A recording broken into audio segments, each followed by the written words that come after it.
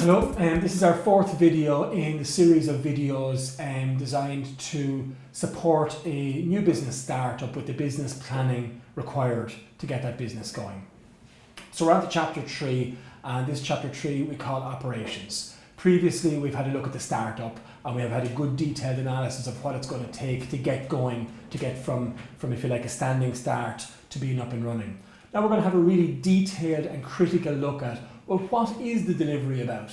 What actually happens when we're delivering the service? In my experience, this chapter is the chapter that the promoter is most skilled at already. Usually if you're proposing a new business startup, you know your business, you know how to do it, you know how to go about doing it, and you have an idea in your head, you have a picture in your head of how you're going to be delivering the service to your customers or the product to your customers in the future. And that picture is in your mind. So the idea of this chapter is to get that on paper.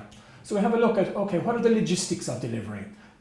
What happens to the products and the goods? What are the supply chains? Where do they come from? Is there storage issues? Is there distribution issues? Is there logistical issues about the management of your product or your service? Obviously then, how does it get delivered? What we like to do is obviously imagine a day in the life. So envisage yourself 2 years down the road, busily delivering the service. What happens on that day? On a typical day, I come in the morning, I start my work at this time, my customers engage me in this manner, and I deliver my service by this mechanism and by this method. So describing it piece by piece, step by step, in great detail, how you go about delivering it. And I suppose key to this is you're testing your capacity. What we want to identify here is how much can you deliver? Have you the capacity to deliver a service to 4 customers a day or 8 customers a day? Now that's going to be critical to decide what your earning capacity is going to be in the future. Be cautious that you might be overly ambitious in terms of your ability to deliver services or deliver your product while ignoring some of the key logistical issues. My experience would tell me that a lot of promoters forget about things like coffee breaks or lunch breaks or spending time chatting with customers, or if you like downtime where you won't be generating income every minute of every single day.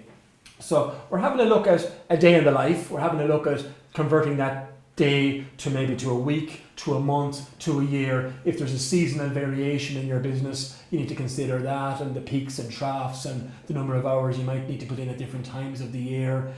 We also might have a look at your product, how it starts its life, if there's raw materials or if there's a starting point to a finish point. What is its track through the process until it gets to the customer. Again, we're looking for bottlenecks, we're looking for problems that you might encounter in the delivery of your service, or issues that might occur that limit your ability to deliver additional services.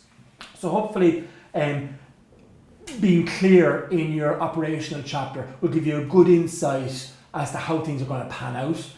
Remember, presume that the reader is a skeptical ignoramus, so while you know your business inside out, we are asking you to articulate that, put that down on paper. How am I going to go about doing it? A good idea would be to have a look at other operations.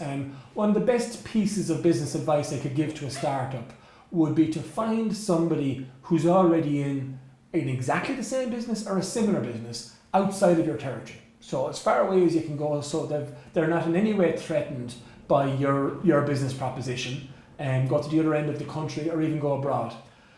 Ring them up and offer to buy them a cup of coffee or buy them a dinner and pick their brains. If you can find somebody in your business and doing it and ask them what their experiences are, most people are happy to do that, and maybe in 10 years time someone will ring you and say, I'm from the other end of the country, I'm interested in this business, can you give me a hand? You'll probably be delighted to. So that'd be a very useful thing to do, and it might help you with the understanding of the logistical, operational issues that you might encounter, the pitfalls, and be prepared to get over them. So, thank you.